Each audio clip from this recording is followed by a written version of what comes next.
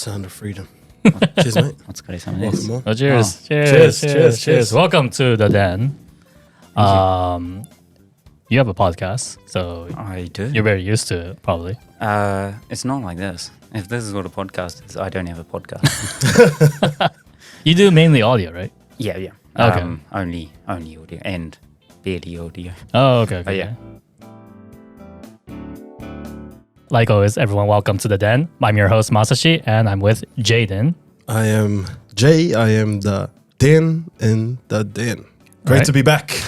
Great to be back. Okay, Jayden. So we have a special guest today. Yes, we have a very special guest today. Very grateful for this guy to be another guest on our show. This person is he's actually well known in the rugby community, I think so. But he's not a player. He could be, probably is. But he's on the other side of the rugby world. He's one of the staff members. He's would you say, translator? Does a lot of translating within a lot of the top rugby teams throughout Japan, including the national team as well. The Sunwolves. Yes, the Sunwolves. So very grateful to have Doug on the Den with us. So cheers for coming on, Doug. Thank you. よろしくお願いします。 Thank you, Oh, man. maybe his Japanese is much more better than yours. Well, I'll probably, most likely. I don't know. Doug, if you can introduce yourself to our audience. I'm Doug, the translator. I have been translating for, I think this is my 7th year. I'm half Japanese, quarter Scottish, quarter Kiwi. I don't know why I say the Scottish part. I've never been to Scotland. But yeah, and I've been working in the rugby world, like I said, for 6 years as a translator. So I pretty much just repeat what other people say in the opposite language. And I also have a podcast, Japan Rugby Weekly, mainly just because there's not much of a representation in English of the Japan game, and I just wanted to, I guess, grow that. So we're not quite as professional as this, but yeah, every Wednesday we try and get something out. It's not always weekly, but yeah, it's yeah, I guess that's us for the podcast. I'll see you guys around. Nah, it's mean. I've seen your potty. And I've seen the journey. We had Joe on the show. Oh, yeah. And we know Joe was involved with Japan Rugby Weekly. One of the OGs. Yeah, yes, for sure. So it's awesome to thank you for having you come onto our show today.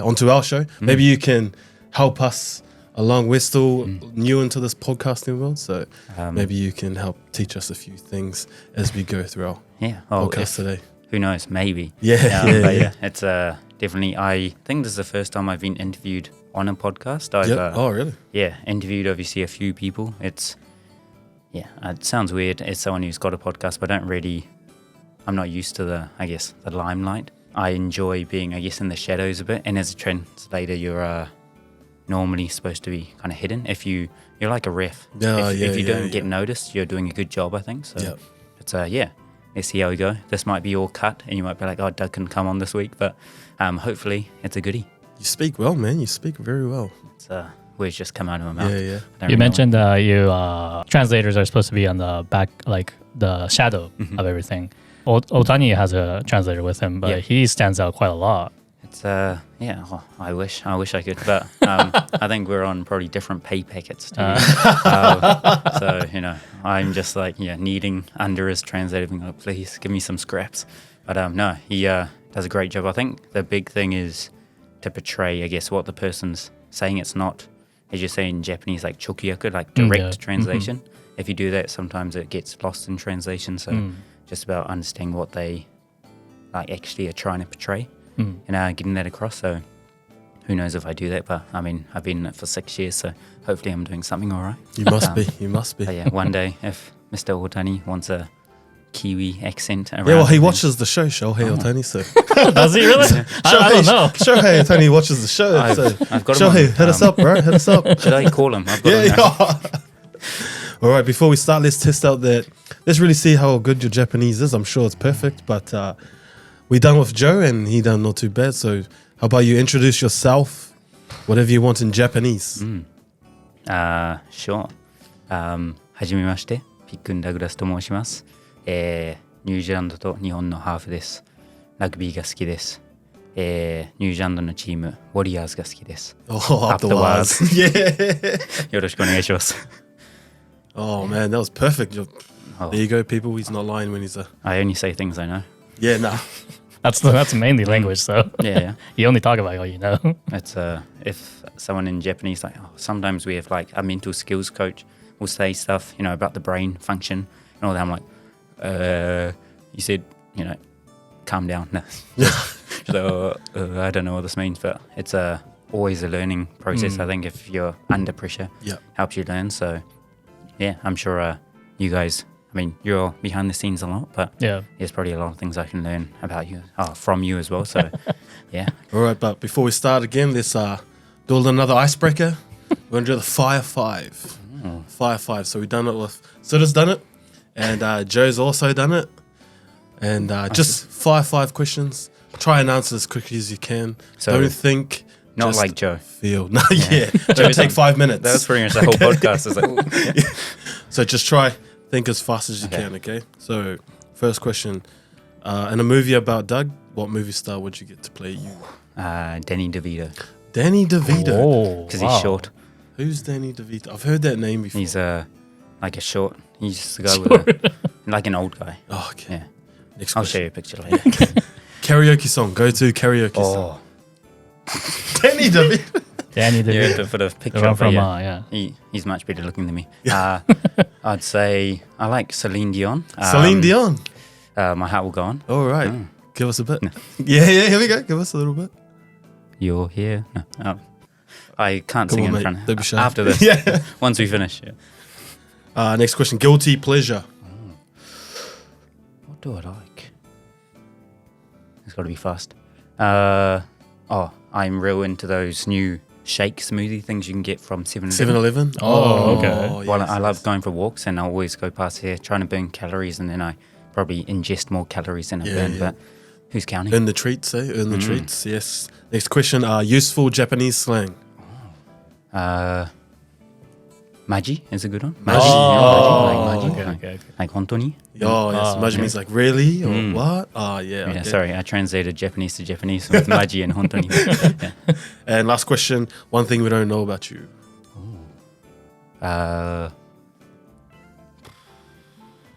My brother plays. He just represented NZ in futsal recently, so shout out to Tom. In the futsal, the Indoor National, small soccer. with five-a-side. So he New just Zealand has a team. mm, Oh, wow. they're qualifying next week, I think, for the World Cup, or they're trying to. And I think he's been named in that as well. But he recently went to China to play in his first cap. So watched him online with that, and proud picking moment. So Oh, nice, Tom. awesome. Shout out to Tom. All the best. What do they call themselves? Futsal Whites, I think. Futsal I actually can't remember, but Shout out to the Futsal Whites and Tom. because the All Blacks are the rugby team, and then All Whites are the soccer team. So I think it's Futsal White, or maybe Futsal I Whites. think I can't remember. Do you know what the badminton team's called? I know what they used to be called. What do they used to be called? The Blackhawks, Okay. Really? because of the shuttlecocks. The thing that they had. Oh, wow. You guys got New Zealand. And it's changed now, I think. I'm sure, Black yeah. shuttles, No, black a shuttle lot of hopes problem there. with that name. The large Large. The large black Yeah. shuttles. cancelled. We've had a good run. Nah, awesome, bro. Thanks for participating in 5-5. You're very calm when answering those. It's Kirin Ichiban Shibori. Yeah. Put Sponsor it down. the den, please. Yeah. Oh, yeah. Not an ad, but it can be. Not an ad, but it can be. Unofficial sponsor. They Yes. are the beer of the Dynaballs. So. Oh, okay. Sorry, and I forgot to say in my introduction, I work with the Dynaballs at the moment, the Mighty Balls. Mitsubishi Dynaballs. Up the balls. Is that what that what you or guys saying? like tusks. Oh. Yeah. Yeah. Well, we'll get more into that a little bit later on with your journey with the pro rugby team. But Sweet. take us back to a young Doug where you grew up. So I was born in Fukushima, Fukushima. in Aizu Wakamatsu, which is, Noguchi Hideo. He's the person in the 1,000-year note. I Yeah. think it's going to change, but he was born in the same city as me. So I think he used to say he was born in the same city as Doug. But, Yeah, probably. He was born like 100 years. Most likely. I don't know how old he is, but yeah. Quite old. We watched, we used to watch videos or movies about him at school. Oh, but- okay. He's a guy who, like, when he was little, he fell into like a fire. His hand got all burnt, and then he became like a doctor-y kind of like someone who looked up medicine and stuff. I think so. That's why he's quite famous in Japan. And grew up there for a bit. went back to New Zealand for a bit, came back for Yochien or kindergarten, and kind of back and forth ever since. So, yeah. Also, you were born in Japan. Yeah. And your parents are which one? My mum is from Fukushima, so I grew up in a little town called Tadami, which is famous. It's got like, I don't know, 200 people or something, but it's got, great rice, great ski fields as well. So yeah, great place to grow up. So you went back to New Zealand. Yeah. Your dad's New Zealander. Yeah. So kind of back and forth. My dad was, I think before I was born, he went to Tadami, the little town, and it was like through the, when he was on the train, pretty much at every stop, as they went more and more into the countryside, the, train conductor would come over and ask like, are you sure you haven't gone too far? Because they'd never seen a foreigner, go that far in the 80s or the 90s. So he was one of the first, I guess, foreigners to settle around there. But he learned how to grow rice with my rice. What is a rice? It's the famous Fukushima. It's the new rice. Fukushima rice. Yeah. It's all on Japan Rugby. Yeah. Our official sponsor. But yeah, learned how to grow. Jeez, I was about to say it again. Rice with my granddad and stuff. So yeah, he was immersed in the culture. Oh, so why was your dad in Japan and then went to Fukushima? He met my mum in Aussie, so he grew up in NZ but went over to Aussie. I think he was like working in a bank or something, but and then mum went over for a working holiday, and then they headed off at the backpacker or whatever, and then he followed her back to Japan and didn't really know much Japanese, but was in a town, a village, with just all these oji-san, oba-san, all the aunties and uncles, and just learning Japanese off them. So he knows a bit of Fukushima slang, or like the Fukushima ben. So he says a few things that people in Tokyo might not understand. Do you speak any Fukushima ben? I know a few words, like, should we do a fast five? Yeah. I don't know if I got 5 on me, but do you know Sasuke? No. It's kind of like deja vu. It's like, it's all right kind of thing. If someone says, oh, do you want something? You're like, oh, no, Sasuke or Sasuke. Have you heard that before? So weird. No. Or Zunai. You know Zunai? Zunai. Orki. Oh, So, like big. Oh. So people used to say to me, I'd be back and forth. So 3 years had passed since they last seen me, and they'd be like, oh, Zunakunatta na. And like, you've got so big. Okay. So it's a lot of those words. And I didn't really know what was, Tadami Ben and what was normal Japanese, Hyojingo. So sometimes I would, when I was a little, use stuff in Tokyo, and people would be like, is that English? Kind of thing. So, yeah. Is Fukushima ben and Tadami ben? You said Tadami. Is it different? I think Tadami ben's maybe a little bit more rural. So they say a few things that maybe in Fukushima, like the big city, they wouldn't necessarily say. Yeah. But I think the biggest thing is like their intonation, which Yeah. I've kind of lost. I can't really do it anymore, but the way they kind of rise is, different. So it's an interesting part about the culture. I think like as soon as you hear someone talk, you can kind of guess where they're from. So, yeah. Interesting. That's awesome. So you went.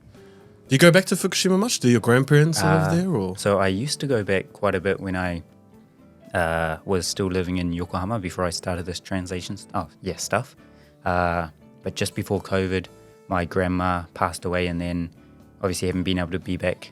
I wasn't able to go back during COVID.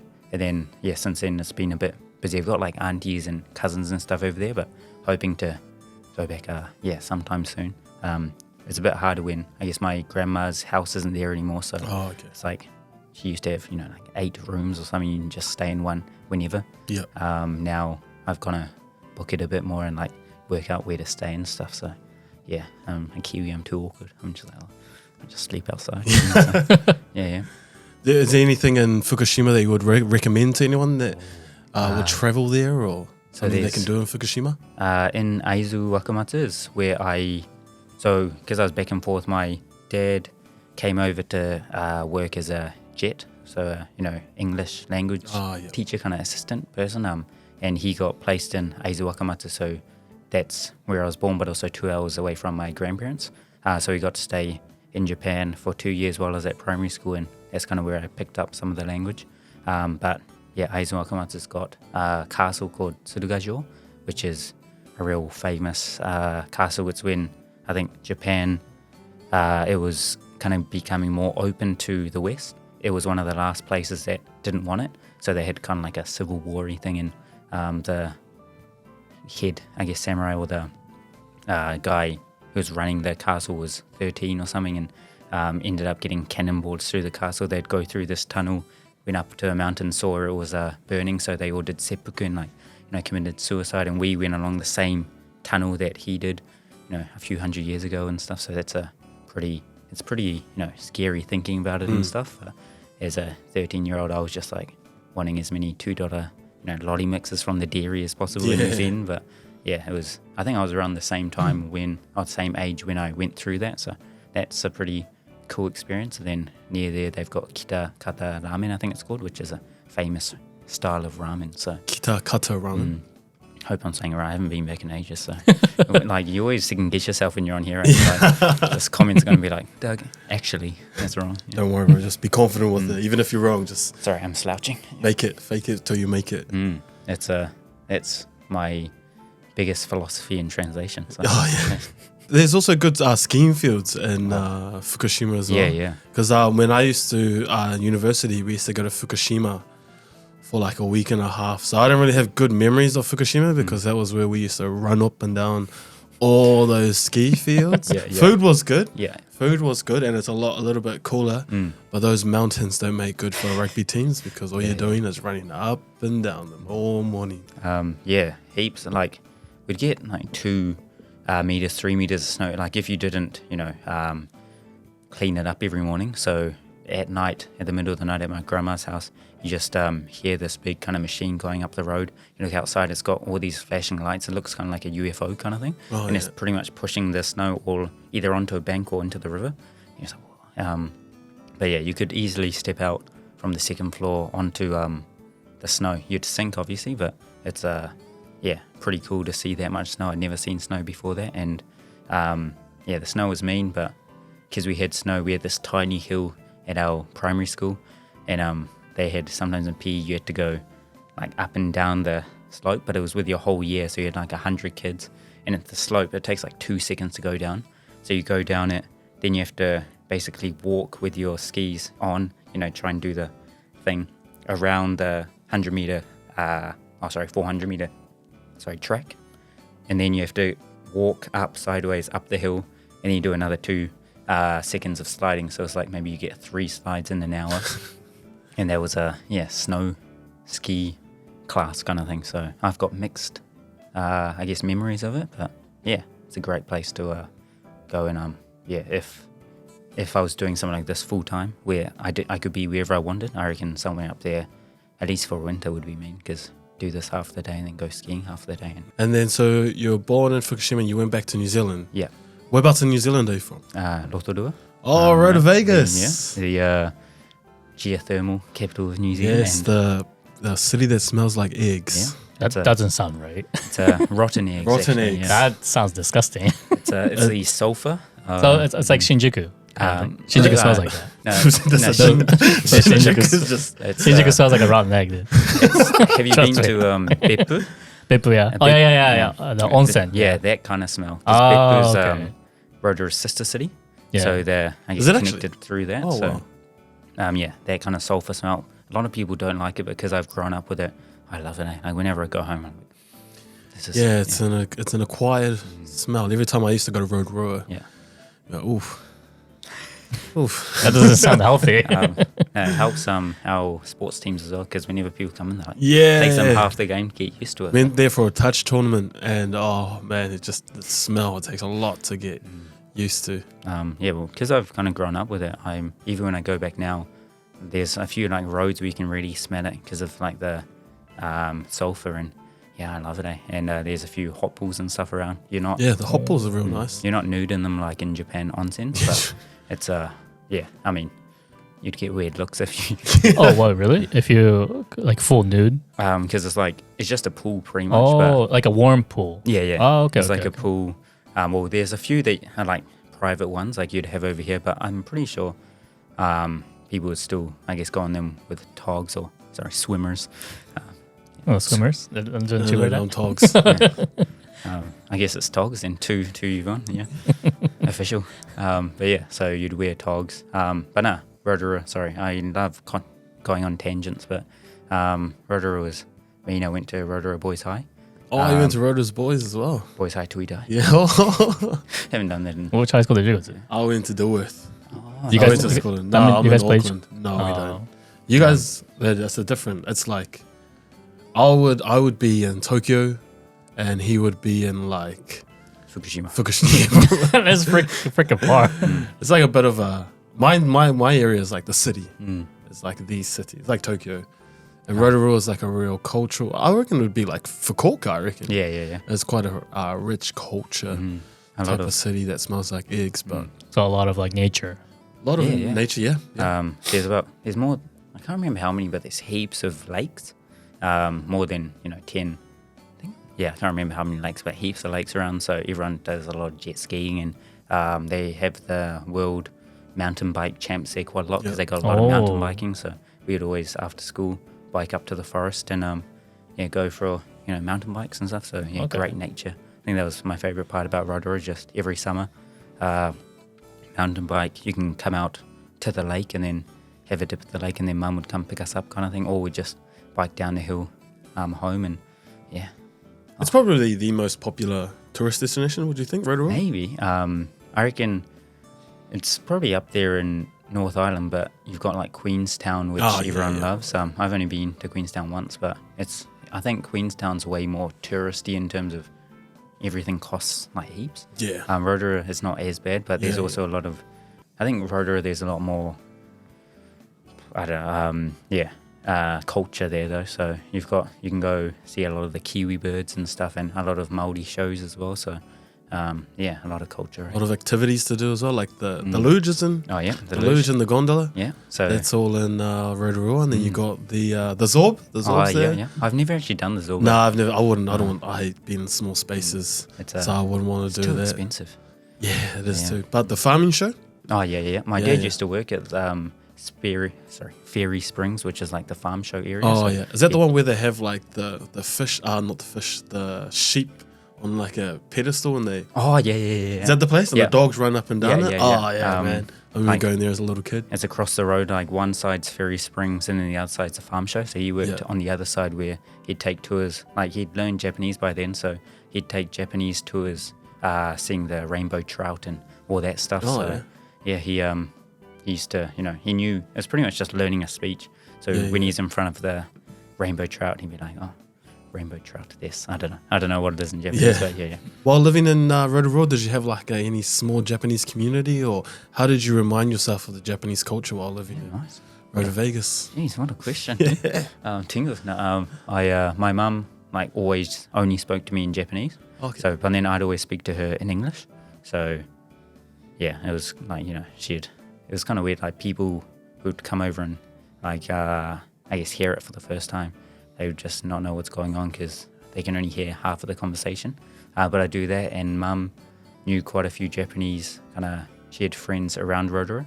So we'd kind of have barbecues and stuff and meet some kids who were also half Japanese as well. And but then after I went to school in Japan for a few years, my dad wanted me to keep up my Japanese. So I started doing correspondence Japanese classes as like an extra class at high school. Oh, so nice.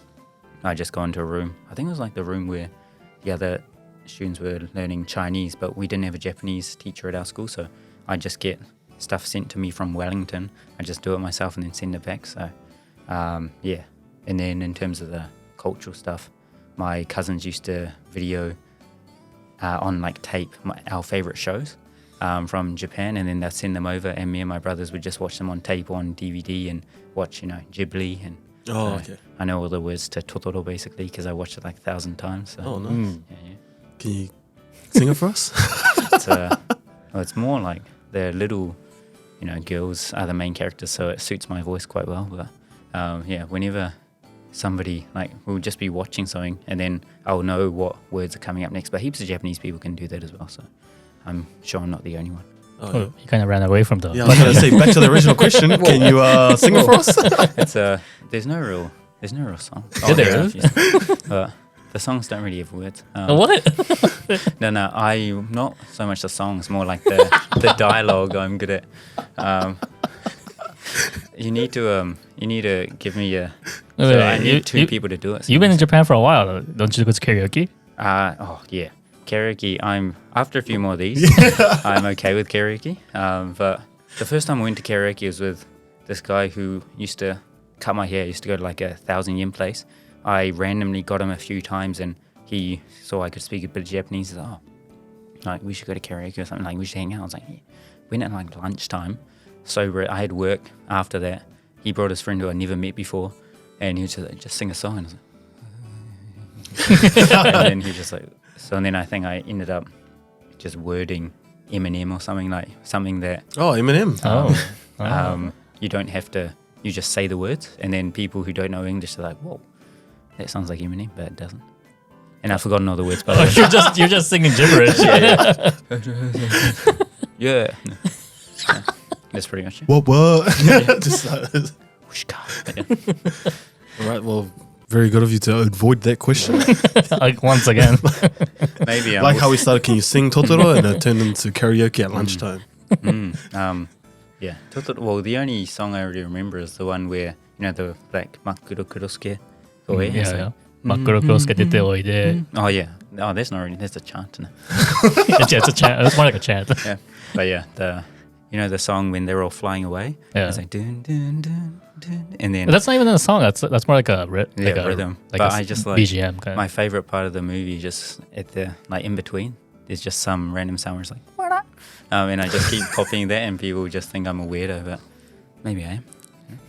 Well, you didn't sing the Totoro song, the main song. Oh, that song. What song was there in Totoro? Yeah, I can't remember that song. Really? I'm always in tears by then. I'm very good at wiggling away from. Yeah, you are.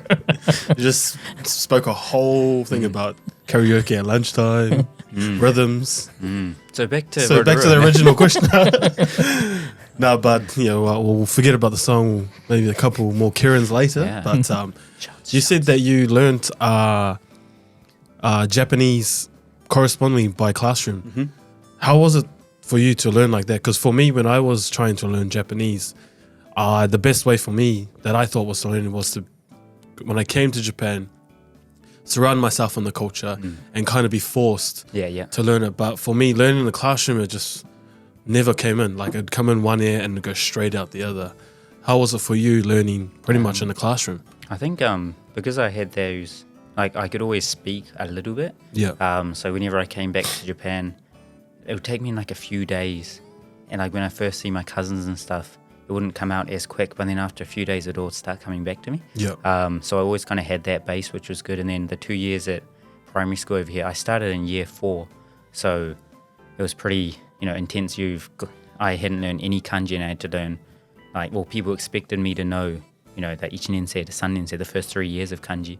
And I mean, I couldn't even really do things like science and stuff because I couldn't read the question. Yep. So that was pretty tough. We had I'm pretty sure pretty much every day after school, I'm just trying to do these kanji drills while I was over here, just crying because it'd take me 3 hours when it'd take my friends. They'd do it as they're packing up to go home.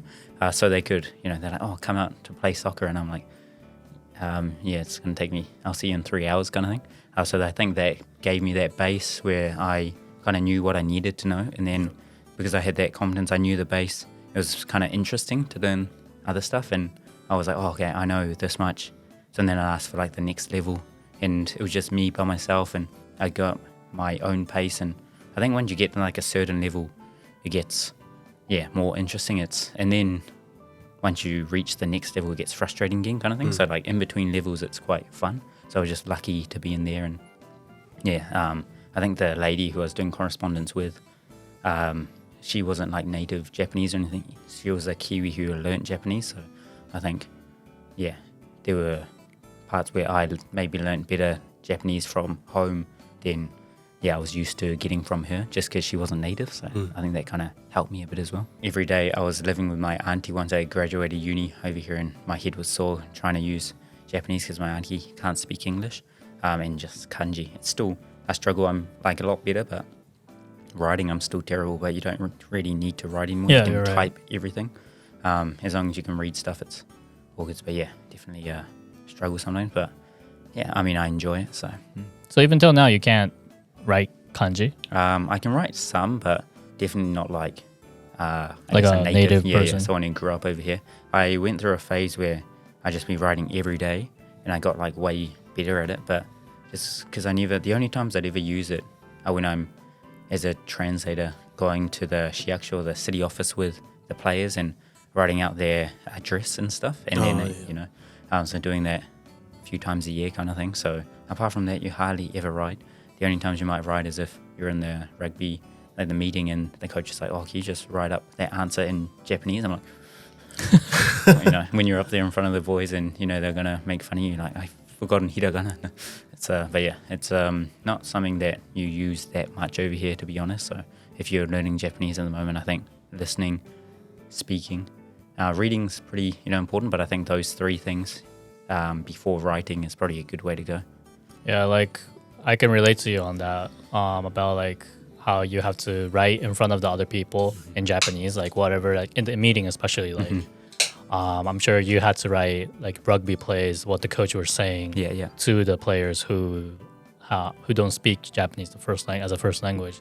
Like I had to do that for my work. So I do like TV shows. When I was doing TV shows, back in the day when I was an assistant director, I had to write whatever they said on the board. I did my best to avoid that. Like I had another guy who was an assistant director as well. So there was two assistant directors, me included. I was just not gonna move. I'm like, I'm not gonna go up there and write it. Yeah. You go up there, write it, because you're more Japanese than I am. I can't write crap. So it's very if somebody says something and I don't know if it's like a real, like rugby stuff I'm pretty used to, and rugby terms I know, but if it's something about I don't know, as staff, how can we be better or something, and we use all these words, like what are some words that are important to us or something, and we use harder words, I'm kind of like, I think I know what that means, but sometimes you're like, when you got to translate it, you got to know exactly what it means. So it's a bit different to if you're just listening to a meeting and you're like, oh, and you can just nod your head. If you don't know what something means and you translate it wrong, then half the team get the wrong message. So that's, I guess, a bit of things that some things I feel pressure about. But So finished high school, and you came back to Japan. so I went to uni in Auckland. Okay. Pretty much, I didn't really know what I wanted to do, but I was pretty good at like math. So I did. Oh wow. So I did stats as one of my majors, just because my dad was like, oh, that you can kind of use it anywhere. Everything wants stats, especially now, like with all the social media and stuff. Everything's about the stats of how well you're doing and all that, and counting trends. So, and it was something that kind of interested me. But the thing I loved the most was sports. So I did sports science, which is pretty much just like we did a few classes with the guys trying to be doctors, a few with people in the PE field and stuff and all that. And you could do that a few places in New Zealand, but I wanted to go up to Auckland because I wanted a season pass to the Warriors. Went to Auckland for 3.5 years and then came over here. So you're a league boy. You're a league guy. I only ever, I played under 8s rugby. Then I played soccer because I was coming over here and I knew Fukushima didn't have rugby. And then played soccer for ages. Sorry, football. And then doing that, tennis, rugby league as well. But I was, small and it was, I was getting smashed every time. But that's, part of the fun. And then, What period of the Warriors were you watching? What years were that? So I was in Auckland from 2012 to 15. So it was just after they made the grand final in 2011. So I was pretty sad. Pretty much they didn't make the finals the whole time I was 2012 to 2015. So yeah. Is that what your first 3 years of uni? Yeah. Oh, so you're only 28? 29. Yeah, 29 now. 30 this year. So. oh, you guys are Same age, yeah. 2012 is when I finished high school, I think. So what Not are too you? sure. 1994. 95, but I'm Same as my brother. Ichigatsu. Oh, What's nice. that? January. Oh, nice. What the hell? Do you do SCAT tests, like the HI tests? Yeah. When you got to go December. Yeah. I have to do all those for the foreign boys. But everyone's like, can I do it in Japanese? Japanese, yeah. Yeah. What is that? SCAT test is the concussion protocol test. Oh, If whether you get have knocked any concussion. out, if you have any, and there's this one part where they go, say the months, and then you say it backwards, and then like say it from like some certain point. But if you say it in Japanese, 6月, 7月, 8月. Instead of so saying it's numbers. January, February, March, April, May. Or you gotta say it in English. So yeah, the But it's foreign easier boys, to say it in Japanese. it's like we have to do a baseline test. So, because some people are obviously better at tests than other people. So you have to see what their normal level is when they're not concussed. So if they do maybe get concussed, you can compare it, because you can't compare, me and JJ's way smarter than me. So even when I'm not concussed, they'll be like, Doug, you failed everything. And it's like, no, but it's because I'm naturally dumb. So it's, yeah. Well, like say like, okay, you guys use that test, right? And then a person actually gets a concussion during the match. How do you, like, on the spot, do you guys test them? So they first do a few tests on the field with like the doctor. It's kind of like, I think they normally ask like, where are you? Like, what's the name of the stadium? Who are you versing? What was the result of the last game and stuff? But I'm never on there to do that, so I'm not 100% sure. And then if they don't pass that, then they go into the locker room and they got 15 minutes and they got to do this test. And they do all the things that they did, on the baseline, and then you just compare it to see if they're worse or not. So yeah, it's quite difficult. Like even if you're not concussed, like there's like a walking test. Like close your eyes and stand on one foot and hold it for like balance test. Balance test and stuff. It's quite difficult even if you're not concussed. So being after, I've done it a lot. I've done it about 3 times, and I've only passed once. But the other 2, I failed after the walking pass, because it's actually very difficult. Because they ask real simple questions like, "Where are you?" Earth. I hope. Plenty of the Fs. But yeah, it's very like, I think that's why they need the baseline, because but it's real different, because in the baseline you're all calm. Like, it's not midway through a game, so your heart rate's not going crazy, and kind of the pressure of, if you don't pass it, then you can't come back, and you've pretty much got like a week at least where you have to go through these steps to be able to play the next week. So if it's a real important game and stuff, but that's why they make it strict, because some people, when the result's so important, they'll just pretend they're okay. Yeah, it's quite dangerous too. Like, it's not something that you really want to muck around with, because a concussion in rugby can lead to some very big injuries later down the road. So I think it's important to really be tough on it, because but it is pretty big, because if you do get knocked out, that's 2 weeks gone right there. You're not allowed to do anything for 2 weeks. Oh, really? So you're away for, no exercise for 1 week, and then you rehab for a week, and then you lose 2 weeks right there. So it's quite a big loss, but if you think about it, it's not worth the risk. I think it's kind of like, it's a bit weird, because it depends on the level and stuff. And if it's, for our guys, if it's a training one, then it's definitely 12 days. But if it's a proper game, like a Koshiki-sen, league game, then because there's so many cameras and they can see how it happened, if it's an okay one, then sometimes they say it's only a week. So that kind of makes it a bit grey sometimes. But yeah, a lot of the coaches, even if it's an important game, they know how serious concussions are. So no coach is going to be like, no, we need him on. They'll just, if they hear concussion and he failed, then there's no arguing. It's just, okay, we'll put this guy on, kind of thing. So it's something that thankfully they take seriously. I think they're learning a lot more about it now. So yeah. How did you maintain your language though during university? Because that would have been difficult to balance your studies. Yeah. Because I know when you go Auckland Uni, and if you're studying, it's full on. It's real full on. Because I know one of the reasons why I came to Japan was you could play sport and study. Yeah. But I know in New Zealand, if you want to play a high level of rugby or a high level of sport, it's quite difficult to balance both sport at like a semi-pro level and study, which is why you have to make the decision of either doing sport or rugby.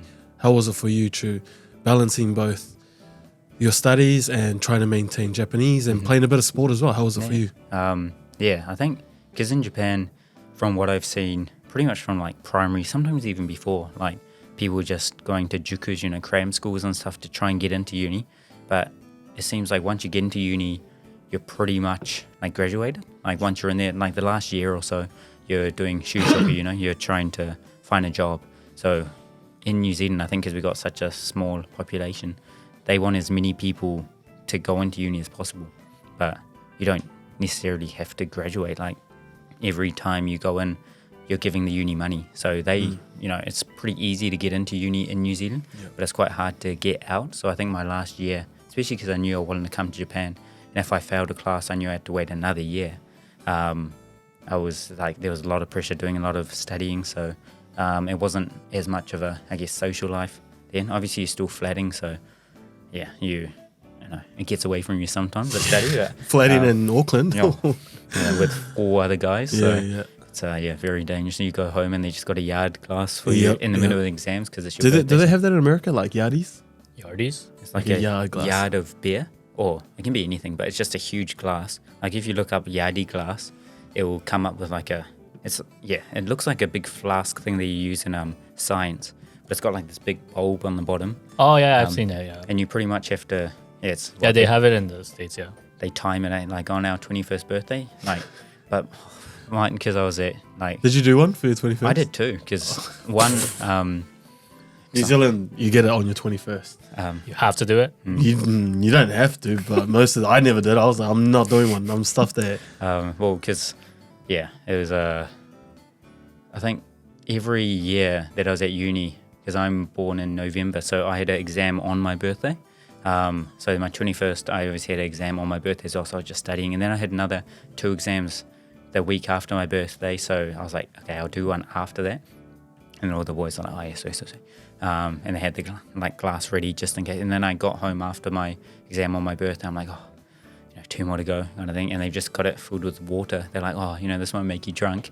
But you got to do a yard of something on your birthday. And then I did it, and luckily I spewed like heaps of it out. But afterwards, like pretty much I think the next year in one of my sports science classes, they told you like you can die from taking too much water because your body naturally doesn't want to, like throw up water. It's something good for you. It's not like, alcohol, which is pretty much poisonous to you. So your body, it's quite hard to throw it up. But if you don't, then your brain, everything else can expand and be fine, but your brain can't. So it'll expand with the water and it can cause a lot of damage. And so I was just like, man, lucky I was able to spew it out like afterwards. I was like, man, that was kind of stupid. So a few of the mates afterwards were like, yeah, that was kind of lucky kind of thing, but it's just, some of the stupid things you do. And then a week after my last exam, we had a bit of a party and had to do another yard class. And then, in terms of the actual learning, keeping up my Japanese, because I knew I wanted to go to Japan, and there are a few classes because I was doing a double major, it didn't fit as well as single degrees would. So I had to do 3.5 years because there were a few papers that I couldn't, fit in, if that makes sense. Like there were some that you can only do the first half of the year, and I had too many there. So I had this one semester where I had a few empty slots, and I pretty much had to do something, otherwise I wouldn't get the benefits from the government as a student, because I would be a part-time student. So I took a level 3 Japanese course. Oh, nice. And that helped me keep it up. And the end of year thing for that, we went to like a Japanese restaurant and stuff, and I think there was one other maybe half Japanese guy, but everyone else had just been learning Japanese for 3 years. And I actually met a couple guys through there. One of them came over to Japan afterwards when I was living here, and he stayed with me for a week. So it was a great experience to, I guess, learn Japanese there. A few people looked at me a bit weird because I hadn't done any of the first or second year. I tried to do a second year course, did a test, and they said, no, you're going to do third year. And then people were like, this Japanese guy coming into a class when I learned it from scratch kind of thing. So at the start, people were looking at me a bit weird, but I hopefully won some of them over. How was it? Like, I've never really met any people learning Japanese in Japan. How do those guys? They were pretty good. Yeah.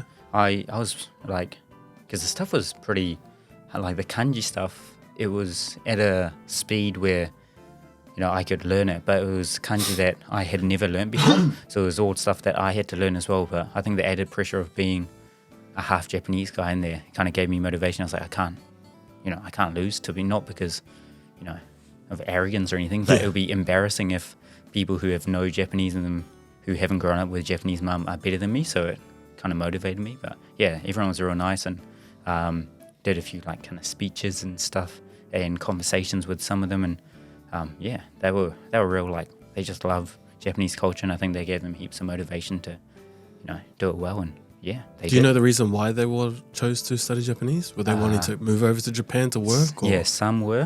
One of the guys, I don't know if this was his main reason, but his missus at the time, maybe still now, I'm not too sure, but was a half Japanese as well. So he was living with her and her mum, I guess.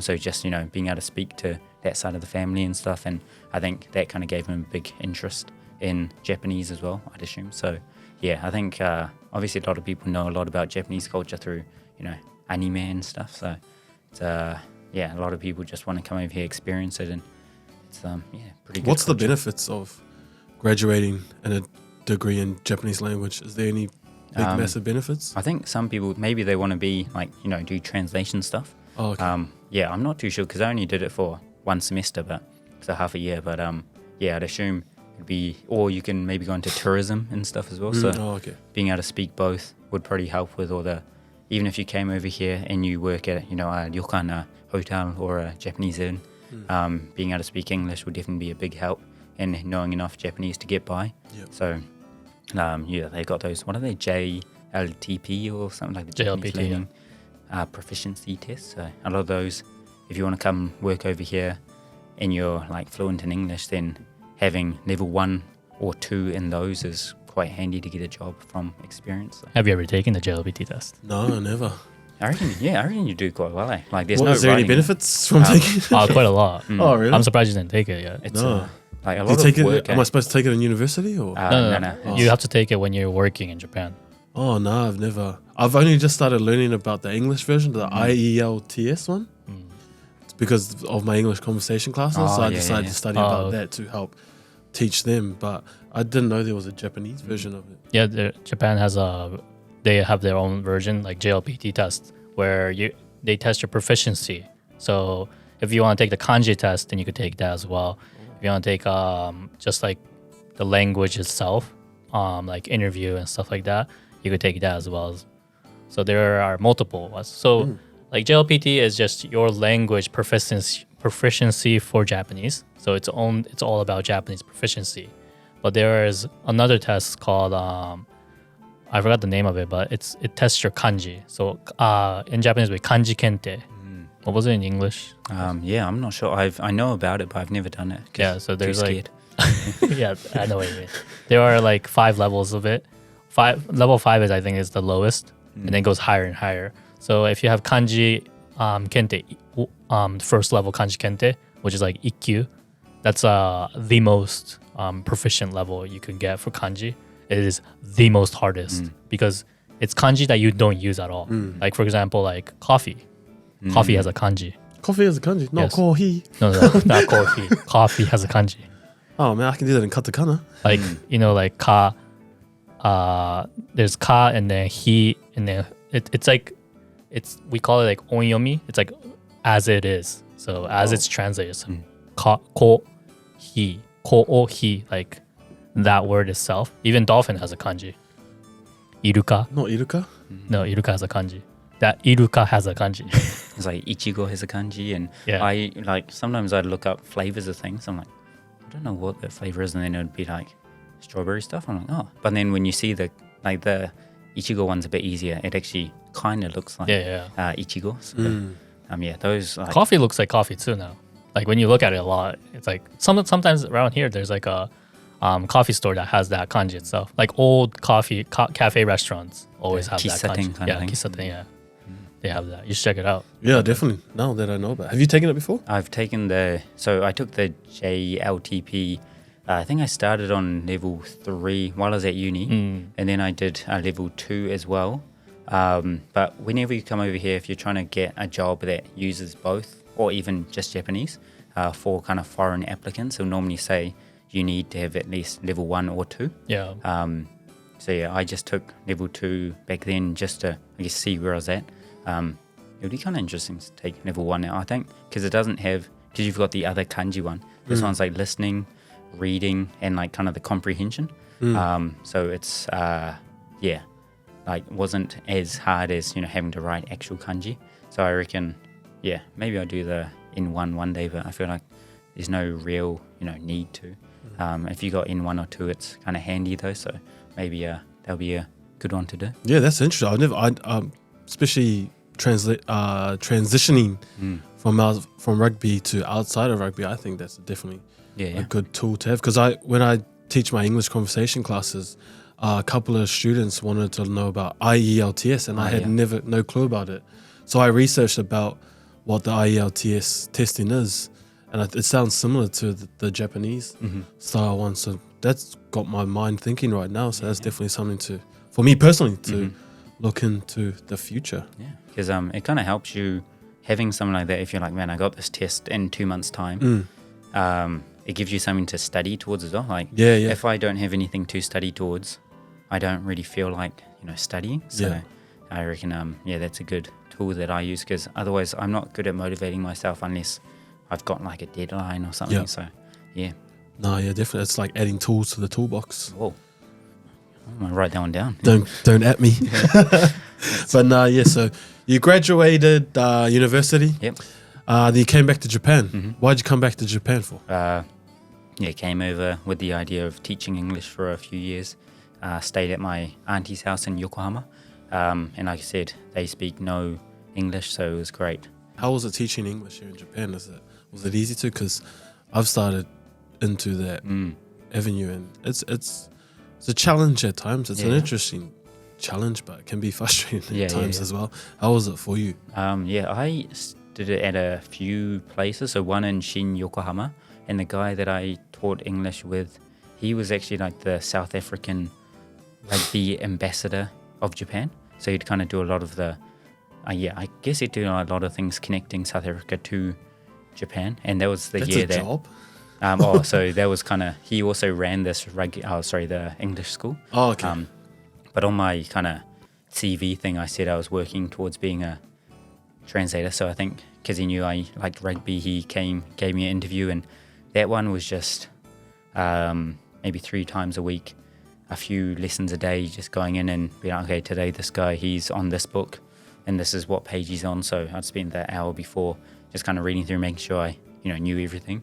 But there's a lot of things as a native speaker that you don't really think about, like present perfect tense and stuff that they want to, that people want to learn. So it'd just be like, oh yeah, I remember doing that at high school, but I just quickly look it up again and make sure I know what it is, kind of thing. And then another school I was doing at the same time, the other 2 days a week was it was like a juku, so like a cram school, but we'd teach like English through things like maths and like puzzles and stuff. So we do a lot of different things, but teach it all in English. So we do all these games with the kids, but we just weren't allowed to speak Japanese to them. Was kind of like the rule. You just I had that too. Yeah, I had to hide my Japanese side. Like I look Japanese, right? So they're like, okay, can you think of a American name, like any like foreign name? I'm like, okay. So my name was Matt. Oh, nice. So I hid my my Japanese name completely. Matta sensei. Yeah, exactly. Yeah. I wasn't half Japanese. I was full Kiwi, kind of thing. Like, I didn't. So they called you Kiwi? Yeah. That's Kiwi-chan. No, Kiwi-chan. I was. I think they just called me Doug or Dagu. It was kind of like, if they knew that I was half Japanese, then some people would think, oh, obviously he only knows half as much as someone who's full English, kind of thing. So I kind of had to hide it and then just pretend I couldn't speak Japanese. But so I pretty much, the youngest person I taught was like a 3-year-old who pretty much I was doing 1, 2, 3, 4 thing and playing with toys and stuff with them in English. The oldest was like 70 something. So it was a wide array of things. It was fun. Like especially the adults, just talking to them.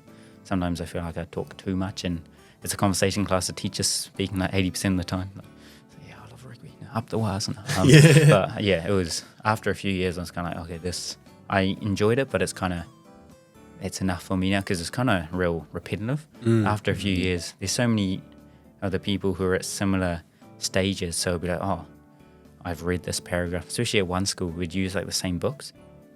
It's the 5th time I've read this paragraph with someone, kind of thing. And then kids were they weren't there because they want to be there. They were there because they had to be there. So it was like it was pretty much just like babysitting them, kind of thing. And I always found like the girls when they were younger were real more, I guess, like, I don't know if you say well behaved, but they'd kind of react to you better. Their boys, they'd just be, running around. They wouldn't care who you were, kind of thing, and you just sit down.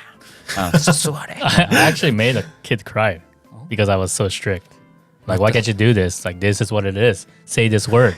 This kid started crying. I'm like, oh god, this is not good. Yeah, I was a very Spartan. I was Spartan. Your actual name is Matt, but you had to change it because you made so many kids cry. Just like, Run away. I'm not Matt anymore.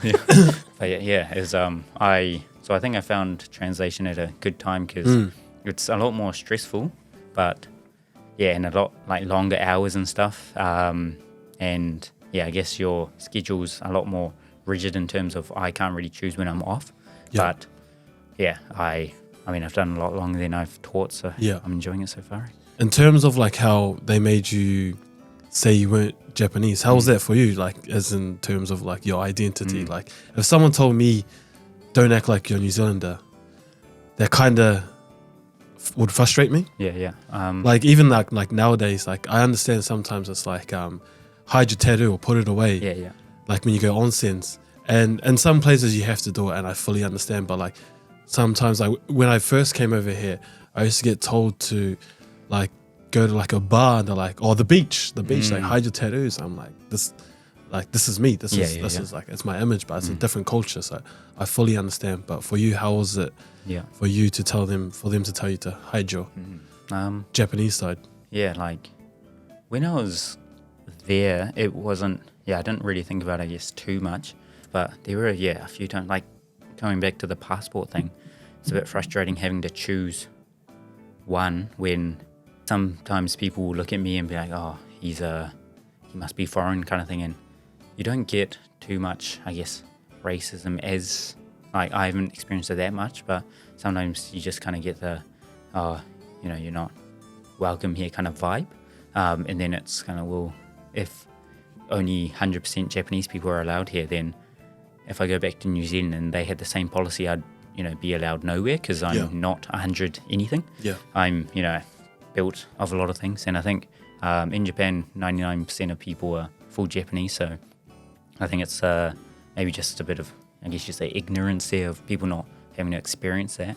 So, yeah, I want to really, I guess, show the benefits of knowing two cultures. And I would definitely rather know two cultures than only one, because I think it's made me appreciate, like, whenever I go overseas and there might be things that are different that I find frustrating, but then I realize that because I've known two sides of, cultures, I understand why something might be like that, and it makes you, I guess, have a bit more empathy.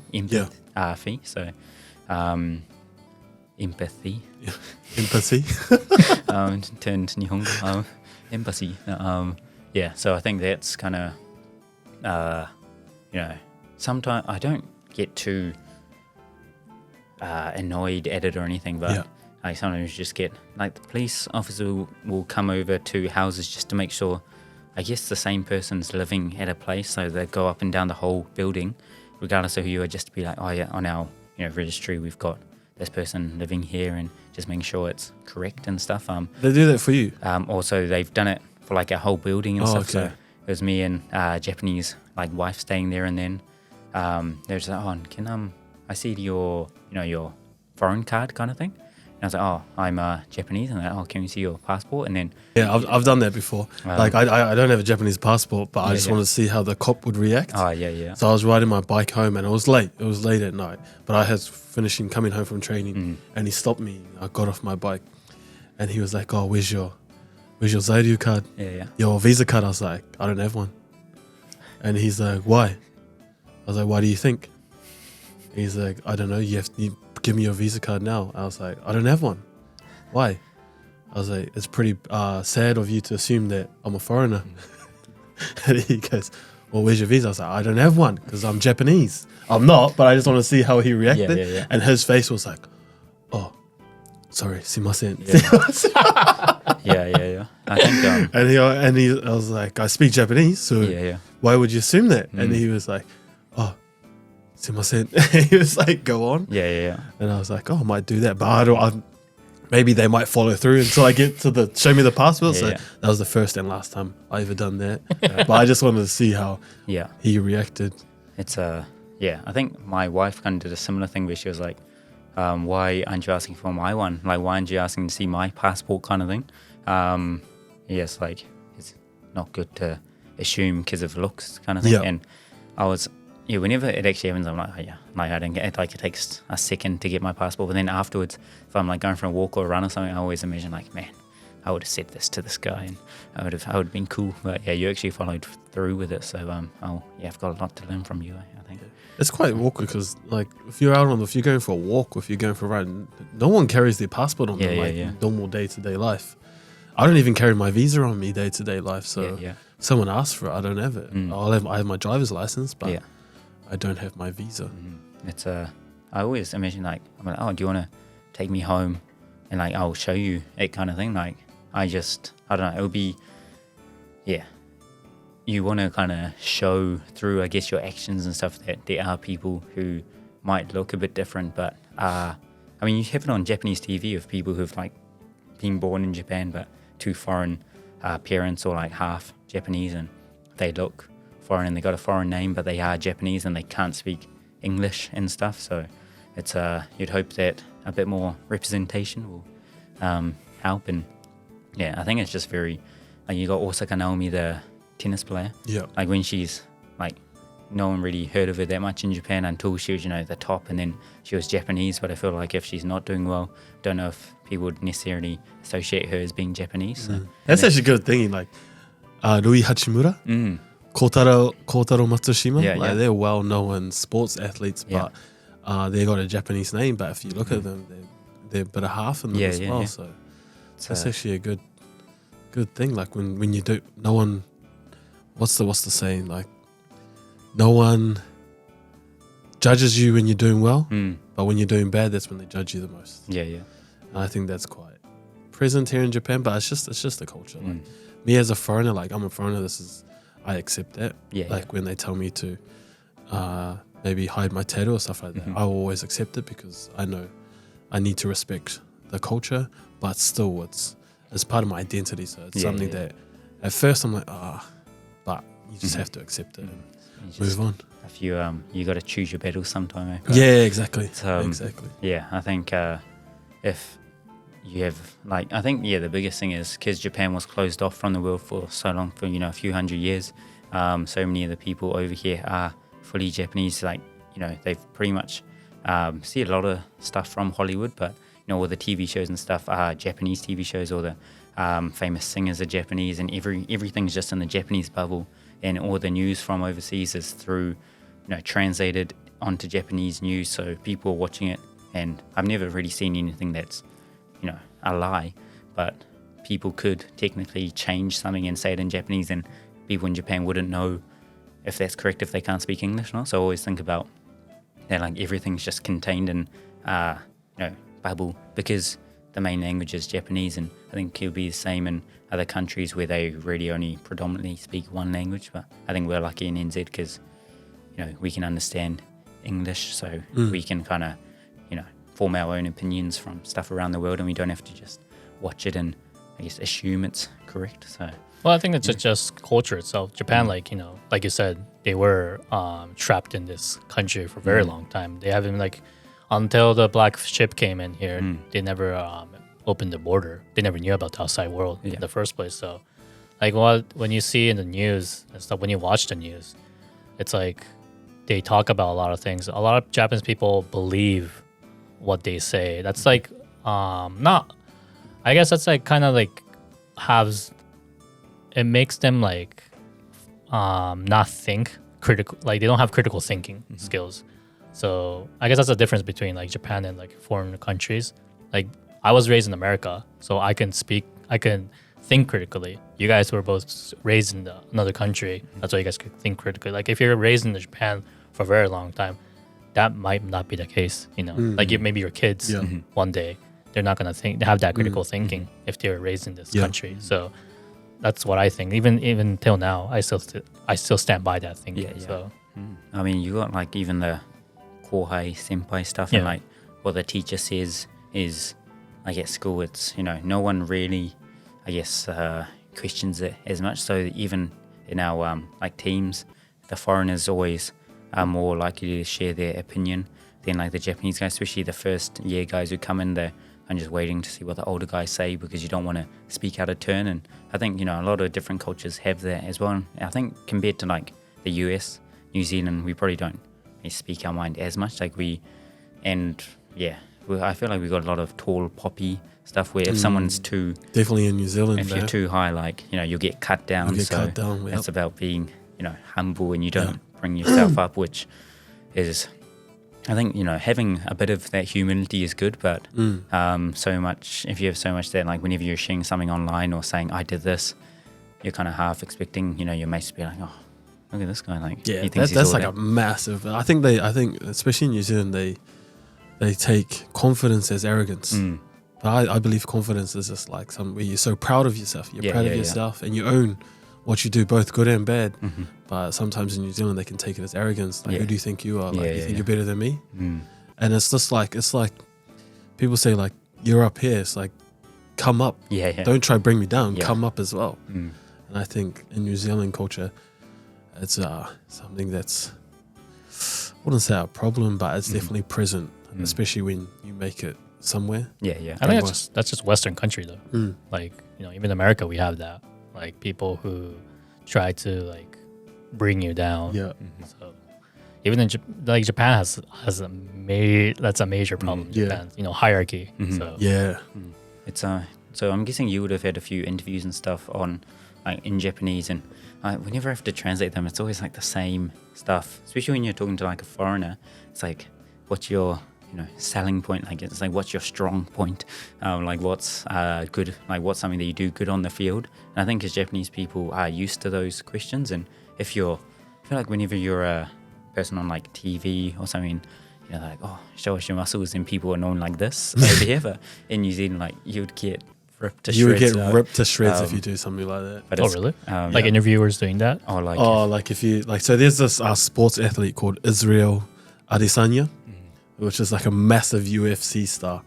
And he's like world famous, globally famous. But in New Zealand, some people love him, a lot of people hate him because of how he knows who he is as a person, and he's so confident within himself. You have to be, if you're going to be a fighter, he's a UFC star, you're an athlete, you have to be confident. And he always speaks his mind. And like, he flaunts his flash cars and his jewelry and stuff like that. But people think he's just showing off. It's because I see it as he is treating himself for all the hard work he's in. I think it's like the latest 3 years, 4 years or 5 years, something like that, is when he's become real popular. But no one's seen the 25 years, the grind he took to get to that point. And like, there's the saying in New Zealand, do the mahi, get the treats. So if you work hard, reap the rewards. Treat yourself at times. And people take that as, this guy's just showing off, or he's just arrogant, or he shouldn't say that. You should, sometimes, like, even when we're on here, like, oh yeah, I'm the handsome one. But if some people in New Zealand, they'll say like, don't say that. Even if it's true. Yeah, because it's true, but but like, you get me on to. Look at that. Let's see. He's putting you down. I can't even see you up there. But like, there's like, when you say something like that, it's just people are like, oh, why you say that for? Like, don't say that. I think like that's like people who say that are more ignorant. Yeah, like, that's pretty much what. Because like, you know, you work. Like you said, people work their butts off to get to that point. Like, you know, even like same as racism, like, you know, if people are offended by that, if people are offended by certain words, that's their level. Like, you can't accept that. Like, you know, race being like, I'm not saying like you could say racist words, like that's you're allowed to say racist words. No, that's not the case. Like, if like, you know, like people say black, whites, Asians, if they like separate you into a group, at that point, that's your level. Like, you don't look at that person as that one person, you know? Like, that's our background. That's just it. Yeah. Like, there's no point in like talking about like, you know, like arguing with those kind of people. I just never do. Like, I just don't care. Like, because I've been through a lot, like in the States, you know, like being Asian, being different. But right now, like Asians are respected depending on the country. But yeah. So it's not that bad, but it was pretty bad during my days. So Yeah, true. I think, I think I was embarrassed when I was younger, before Japanese food got real popular. Like at primary school, we'd have shared lunch. So you take like a plate of food. So in NZ, if they bring a plate, it means bring a plate of food. So like everyone's kind of sharing stuff. So we do that at lunch, and my mum would make norimaki, like what you'd call sushi, I guess, in foreign countries. But I'd bring it, and then the teacher would be like, "Oh, nice," but the 5-year-olds were like, "Ooh, like seaweed," kind of thing. And Oh, I yeah, was just yeah, like, yeah. I'm never taking that again. You know, I'm taking sandwiches. yeah. So, You went through that. Yeah, Oh, okay. Yeah, I went through that too. Like then- bringing bento and stuff. Oh, People just like come towards you like, "What's that? What's that? Oh Yeah, my yeah, god, what yeah. is that?" Yeah, It's like, true. how can you eat that kind of stuff? Like, people are, kids. Yeah, back in yeah. the days, we're naive. Like, trust me, yeah. Yeah. it's acceptable. I think at high school though, like people started loving like foreign food, and like more, especially in New Zealand, you had more of that represented. So like we'd bring onigiri, and someone would be like, "Oh, can I swap you?" kind of thing. Oh, yeah. So they'd like it a lot more. But yeah, when I was a kid, I was like, "Oh man, nothing. I don't want to stand out. Like I just want to be, as normal, I guess, as possible." So Yeah. I mean, in saying that, I was like the half Japanese kid who was doing kapahaka at Mean, bro. so 7, so top off. Kapahaga's Like the Māori the kinda, Māori group that does the Māori dance. so you I've never done it, so So we Oh, did that's singing pretty and cool. You done it? haka and stuff. So I have little, video things of like me and all the other boys. And, back then it wasn't about, you shouldn't do it, or, not worrying about if you can do it without having, I guess, that blood. It was just like, that's something that everyone does at school. It wasn't just a Māori thing. It was like a Rotorua thing kind of thing. Man, So, that's cool that you got involved with that. Yeah. and then, I mean, at high school, I was year 13s, we had to teach the year 9s the school haka. Yeah. So I was teaching little guys who, had Māori blood in them, Yeah. the school haka, and, they didn't think anything was weird about that either. So it was kind of cool that everyone had that mutual respect. And I mean, we had to do it in front of them, and we'd obviously go hundies, Yeah. and we'd go hard, like, so just me and a few of the other guys, like, of all different countries, just, going hard, Yeah. just to make sure that the boys, respect the teachers that they're going to learn from. So All right, so we talked about you, Doug, more about. So we got to know you more. Next episode, we'll talk about your work, what you do, and what you are trying to do, your achievements, kind of thing. So, anyways, everyone, thank you guys for watching the Den. It's always a pleasure to watch. do you do this? Yeah, Subscribe. subscribe to our channel if you liked what you see, what you listen to, and also subscribe to Doug's podcast. He has one in Spotify. I brought gifts for your podcast as well. I thought it's rude if I don't bring stuff, so I brought little pin badges. We sell them, I think, as the Dynamo as well, so they're kind of more popular than they are in New Zealand. But my lovely wife actually made these, so I thought, Oh, okay. Thank you to your wife. Yeah. These are awesome. Yeah, Japan definitely. Rugby Those Weekly. are. Thank you. Hopefully, all your other guests, I thought it'd be cool if everyone brings something. Just put pressure on the other guests to bring something. Joe didn't bring anything. Joe, bro, He brought where's the t-shirts? Yeah, seriously. he brought his humor. I don't know about that. Yeah. But anyways, thank you for Thank you for Appreciate watching. your time, brother. Appreciate your Yes. time. Looking forward to hearing more. Yes, we'll definitely see you. So if you guys could tune into the next episode, we'll talk about Doug's work life a bit more. So see you guys again. If you have any last word, Jayden. Appreciate your time today. It was real cool to hear about your backstory, especially about your identity and stuff like that. I think that was cool, man. Hearing that last part, I think me and Suda with Jayden was really trying to bring out those stories about foreigners and life in Japan, and so it was really cool to hear your story about your identity growing up in New Zealand, coming back to Japan. So appreciate your time, brother, and looking forward to hearing more about the other side of your rugby side and your podcast side. So Cheers. looking forward to it. Appreciate it, brother. Thanks for having For me. that, gonna love and leave you. See ya.